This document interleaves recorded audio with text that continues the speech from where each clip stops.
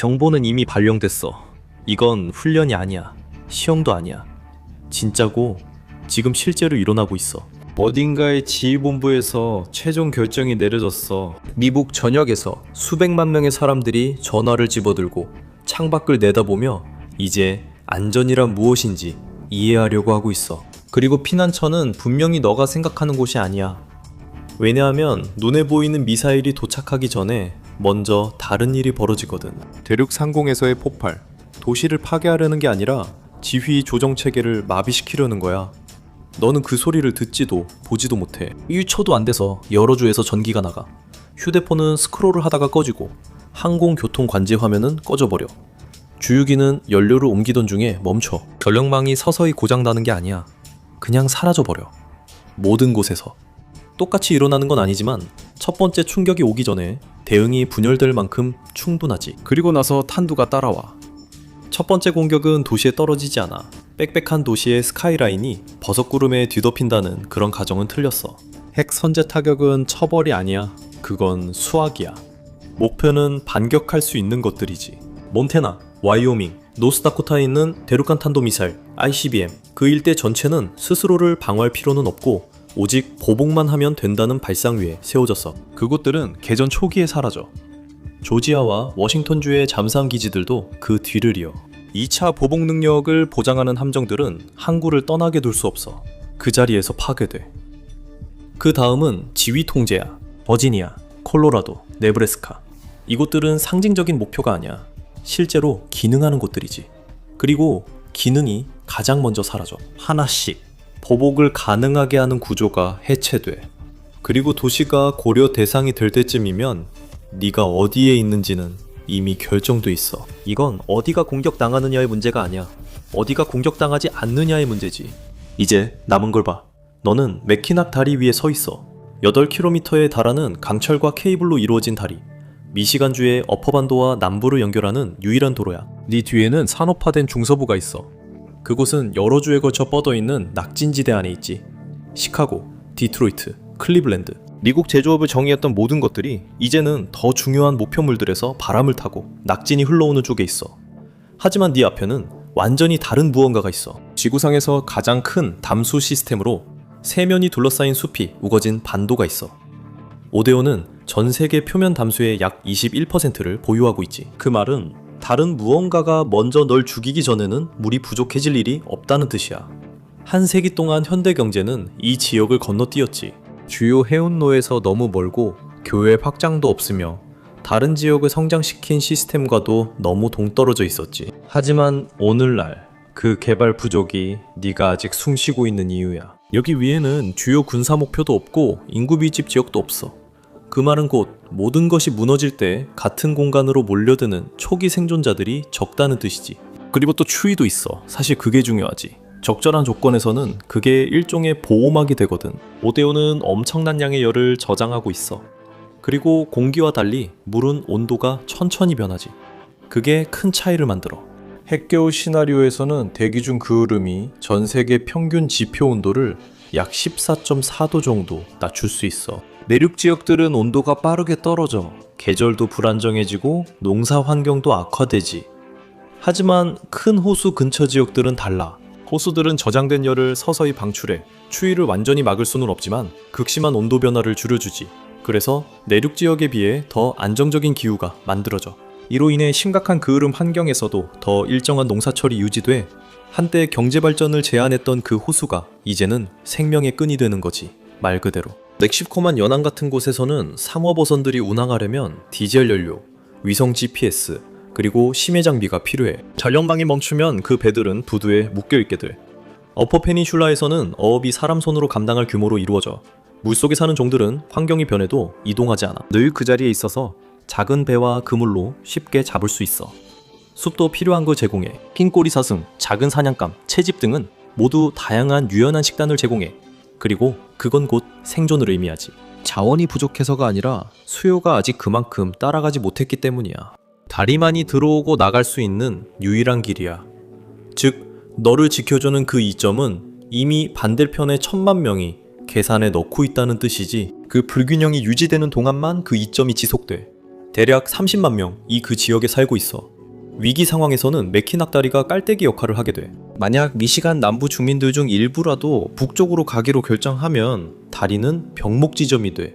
만약 거기가 막히면 반도는 먹여 살릴 수 없는 인구를 받아들이게 돼. 만약 다리가 다치거나 파괴되면 반도는 살아남지만 아직 반대편에 있는 사람들은 거기에 남게 돼. 그리고 대부분의 생존 지도에서 완전히 무시하는 2차적인 문제가 있어.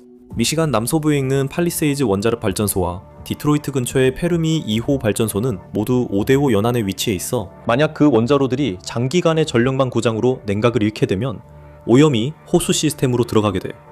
네 생명줄이었던 그 물이 이제는 위협이 되는 거지. 어퍼 페닌슐라는 항상 너무 춥고 너무 외지고 너무 단절되어 있어서 지속적인 투자를 끌어들이지 못했어. 지금은 너무 춥고 너무 외진 게 노출과 생존의 차이가 돼. 사이렌 소리는 몇 시간째 잠잠해. 대부분의 사람들이 반응하고 있을 때 넌 이미 결정을 내린 상태야. 넌 이미 있어야 할 곳에 있어. 어쩌면 웨스트 버지니아의 골짜기 어딘가에 있고 움직이지 않고 있지. 네 위에 있는 능선들은 어떤 인공 시스템도 흉내낼 수 없는 일을 해. 능선이 바람을 받아내서 바람을 타고 온 방사성 입자가 산악 지형을 그대로 넘어가지는 못해. 그 입자들은 경사면에 부딪혀 위로 밀려 올라가고 식으면서 공기에서 떨어져 나와. 반대편 골짜기에 도달할 때쯤이면 대부분은 이미 떨어져 버린 상태야. 그곳에 남는 것은 산들이 조용히 정화한 공기야. 선제 타격의 우선 표적이 될 만큼 집중된 군사시설도 없어. 초기 일제공격의 표적이 될 대규모 인구 밀집 지역도 없고 동부 회랑의 바람 패턴이 오염을 북동쪽 네가 있는 곳에서 멀리 밀어내. 하지만 여기서도 이 모든 건 그 체계가 어딘가에 여전히 존재할 때만 가능해.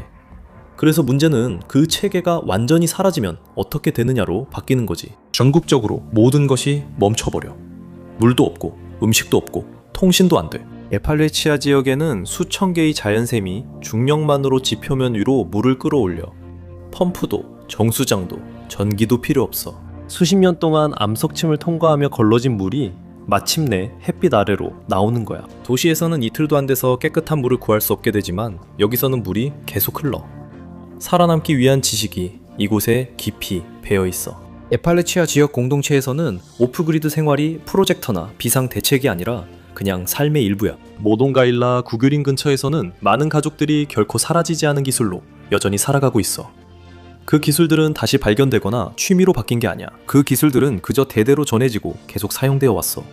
예를 들면 음식 저장, 소금에 절인 고기, 냉장 없이 수년간 선반에 놓여있는 유리병 속 채소, 그리고 참나무 장작불에 사냥감을 훈제하는 것 같은 것들이지.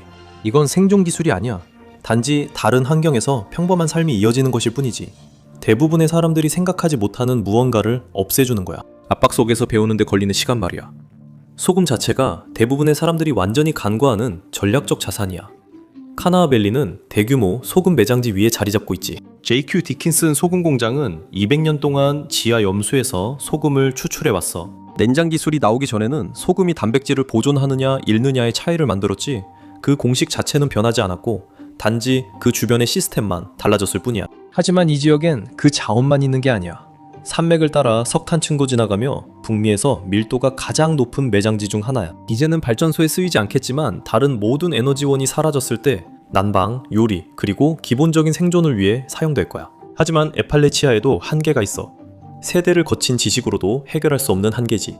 낙진을 걸러주는 그 지형이 동시에 지역사회를 서로 고립시키기도 해. 직선거리로 10마일, 이 도로로는 40마일이 되지. 그것도 도로가 통행 가능하다면 말이야. 연료도 없고 통신도 없고 협력도 없으면 각 공동체는 그 자체로 하나의 독립된 체계가 되어버려. 그리고 네 피난처에 소금이나 물 혹은 필요한 지식을 가진 사람이 없다면 그걸 가진 곳에 닿을 방법 없이 산등성이에 갇혀버리는 거야. 산은 너를 보호해주기도 하지만 동시에 고립시키기도 해. 네가 원하든 원하지 않든 산은 드나드는 길을 통제하지. 그리고 산은 누구에게도 편애하지 않아. 모두에게 똑같은 공기를 주지. 차이점이 뭔지 알아? 떠나지 않은 가족은 어느 샘물이 안전한지 위험한지 알고 있어.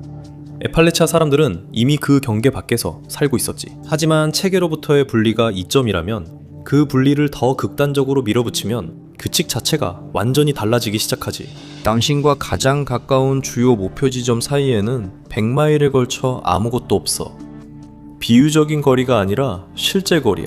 이제 당신은 아이다호 중부에 있는 프랭크 처치, 돌아오지 않는 강 야생보호구역의 가장자리에 서 있어. 이곳은 산악지형이 너무 험해서 미 육군조차도 건너는데 애를 먹었어. 심지어 오늘날에도 일부 지역은 도보로는 사실상 접근이 불가능해.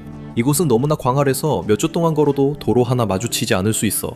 그 고립이 이제는 일종의 완충 역할을 해. 산산응 낙지는 폭발 지점에서 멀어질수록 약해져 입자들이 붕괴되고 흩어지면서 밀도가 줄어들지. 입자들이 산악지형 깊이 도달할 즈음이면 근원지에서 치명적이던 것도 이제는 생존이 가능해져.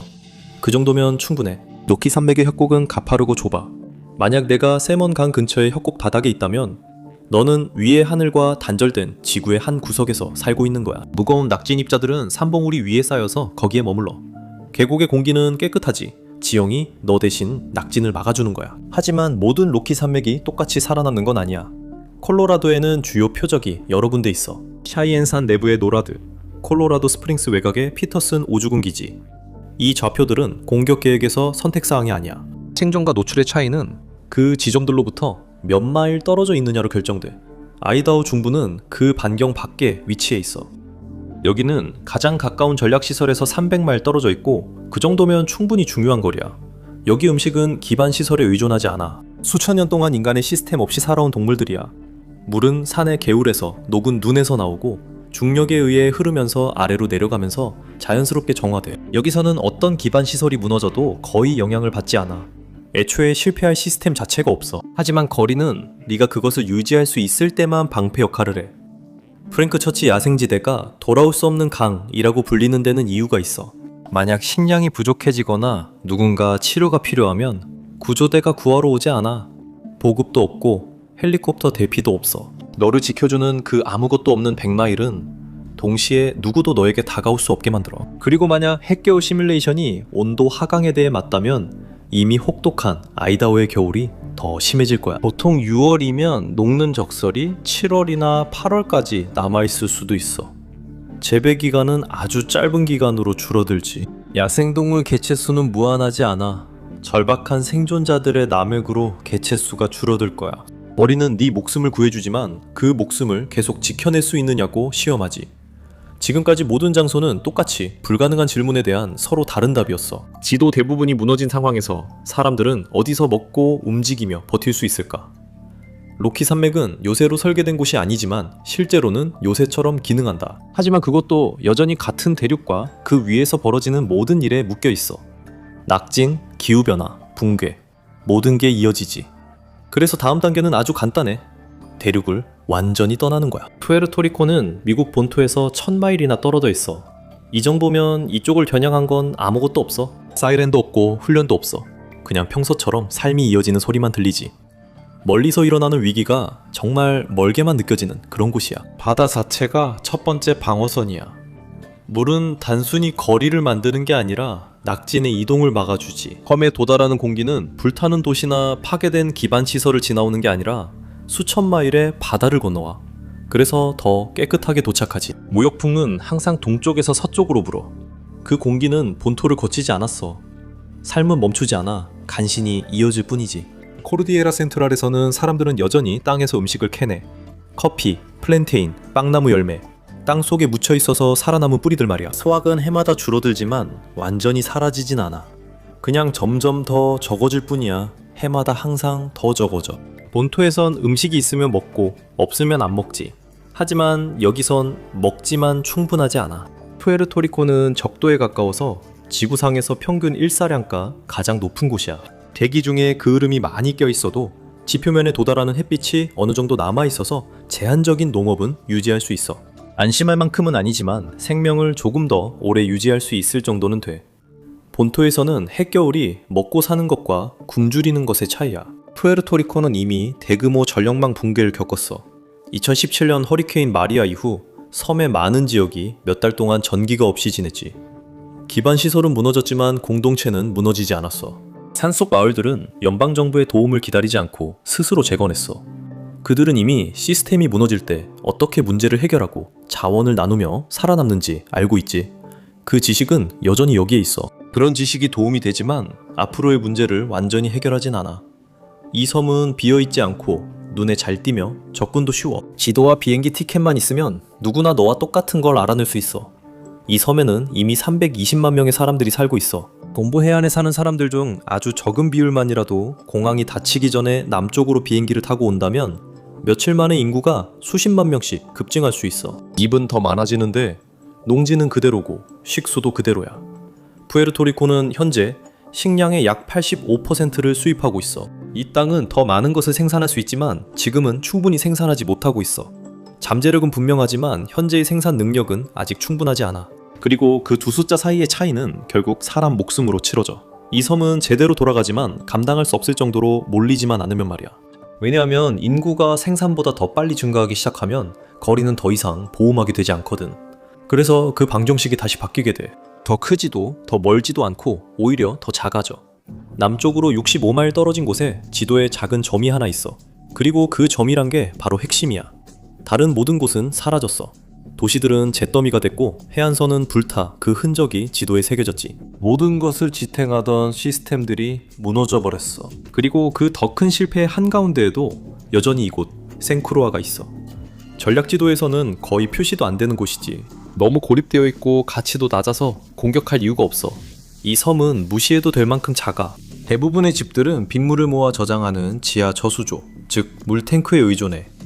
만약 수도관이 끊기거나 펌프가 멈춰도 상관없지. 모든 집에는 마룻바닥 아래에 자체적인 물공급원이 있어.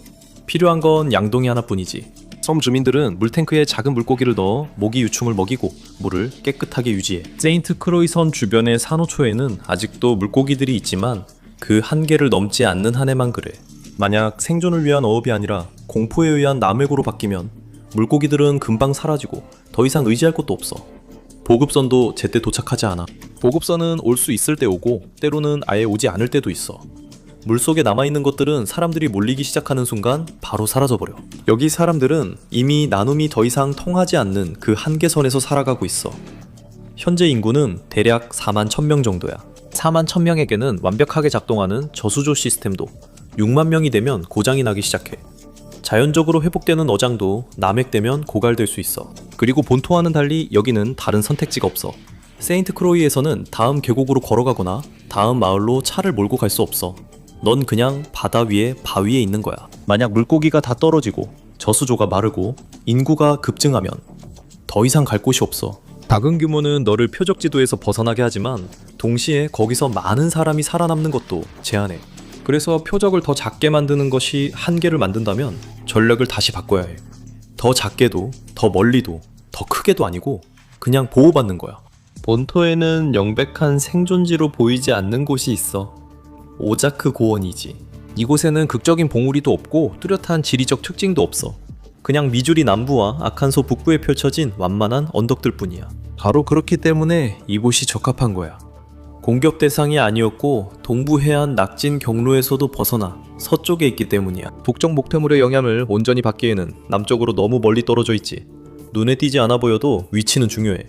하지만 지하에서는 결코 평범하지 않아. 완만한 언덕 아래에는 북미에서 가장 광범위한 동굴 시스템 중 하나가 자리 잡고 있어. 수천 개의 동굴이 수백만 년에 걸쳐 석회암을 깎아 만들어졌지. 미주리주에 있는 메라맥 동굴은 수마일에 걸쳐 뻗어 있어. 이곳은 지상에서 일어나는 모든 일로부터 보호해주지. 당신과 바깥 세상 사이에는 말 그대로 수백 피트의 석회암이 있어. 이곳은 아무리 많은 돈으로도 재현할 수 없고 어떤 무기로도 닿을 수 없는 천연 벙커야. 이 지역의 농업은 결코 완전히 산업화되지 않았지. 여전히 작은 가족 농지로 나뉘어 있어. 소들은 자연스럽게 자라는 풀을 먹고 정원은 지하 샘물로 물을 줘. 농작물은 밤마다 다르고 야생동물도 이 땅을 돌아다녀. 한 가지 식량원이 실패해도 다른 것이 자라나. 오자크는 중서부 옥수수밭처럼 효율적이지는 않지만 대신 대체할 식량원은 있어. 그리고 그게 살아남는 유일한 농업 전략이야. 동굴은 지상에서 무슨 일이 일어나든 낙진이 얼마나 멀리 퍼졌든 신경 쓰지 않아. 어떤 도시가 사라졌는지도 신경 쓰지 않아. 동굴은 100만 년 동안 존재해왔고 앞으로도 100만 년 동안 존재할 거야. 그럼 변하지 않는 건 지금 세상에 남아있는 것 중에서 가장 드문 거야. 하지만 그 고립은 양날의 검이야. 이곳에는 대규모 의료 서비스가 없어. 병원도 멀리 떨어져 있지. 가장 가까운 외상센터는 스프링필드나 리틀록에 있을 텐데 두 곳 모두 자체적인 붕괴를 겪고 있어. 내 그룹에서 누군가 감염되거나 뼈가 부러지면 19세기 때와 비슷한 결과와 가능성을 각오해야 해. 여기서 살아남으려면 지하에 뭐가 있느냐보다 지상에서 그걸 아는 사람이 얼마나 많으냐가 더 중요해. 이 지역은 폭탄이 떨어지기 전에도 보이지 않았고 지금도 여전히 보이지 않아. 폭탄은 멈췄고 낙진도 가라앉았지만 넌 살아남았어. 넌 살아있어. 그리고 이제 진짜 문제가 시작돼. 2025년에 발표된 펜실베이니아 주립대학교 연구에서는 여러 시나리오에 따라 전 세계 수만 개 지역의 옥수수 생산을 모델링해서 핵전쟁이 세계 농업에 어떤 영향을 미칠지 살펴봤어. 최악의 경우 그을음이 성층권을 뒤덮어 햇빛을 차단하면 농작물 생산량은 감소하는 게 아니라 완전히 붕괴돼. 세계 대부분의 옥수수 생산량이 사라지고 그 시스템들이 전제로 삼는 양의 극히 일부만 남게 돼.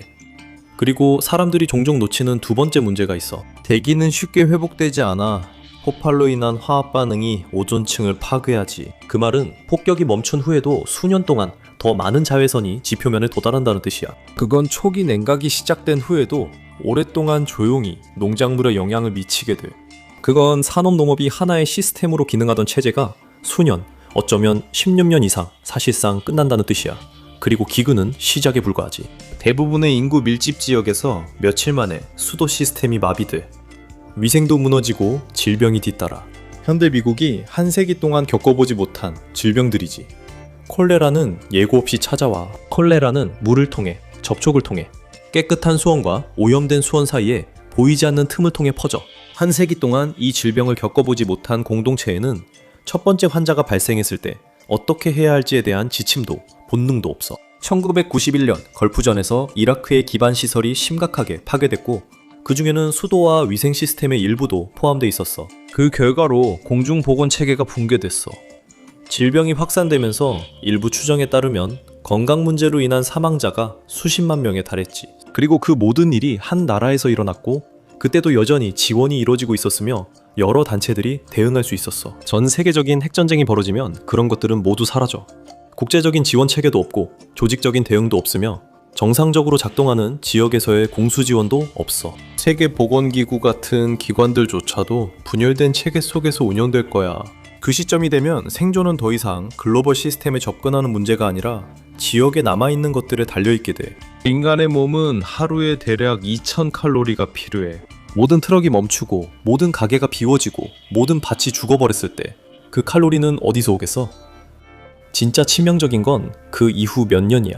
어떤 것들은 시간을 벌어줄 수도 있지만 그 시간조차도 여유가 거의 없는 거야. 한 번의 흉작, 한 번 감당 못할 정도로 몰린 산골마을, 한 번의 남획된 암초만으로도 시간이 끝나버려.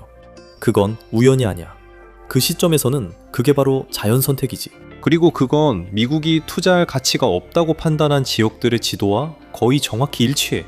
투자를 막고 인프라를 부족하게 만들고 인구를 적게 유지하고 경제를 단절시킨 바로 그 결정들이야말로 누군가가 살아남을 수 있었던 이유야. 외부에서 보면 실패처럼 보였던 그 방치가 사실은 보호막이었던 거지. 미국 경제가 버려진 지도와 핵전쟁 이후 미국이 살아남은 지도가 단순히 비슷한 게 아니라 완전히 똑같아. 아무도 원하지 않았던 곳들만이 유일하게 남아있는 곳이야. 그리고 이미 그곳에 있던 사람들이 그런 식으로 생각하지도 않았으면서 결국 이득을 물려받게 되는 거지. 지도는 수십 년 동안 똑같은 이야기를 해왔어. 유일한 질문은 누군가 그걸 읽을 것인가 하는 거지. 왜냐하면 경보가 울리기 전, 침묵이 찾아오기 전 마지막으로 평범했던 그 순간만이 네가 다르게 선택할 수 있었던 유일한 시간이었으니까. 오늘 저와 함께 해주셔서 감사합니다. 영상이 마음에 드셨길 바랍니다. 이런 영상을 더 보고 싶으시다면 구독과 알림 설정 부탁드립니다. 정말 큰 힘이 됩니다. 다시 한번 감사드리며 맵팩에서 또 뵙겠습니다.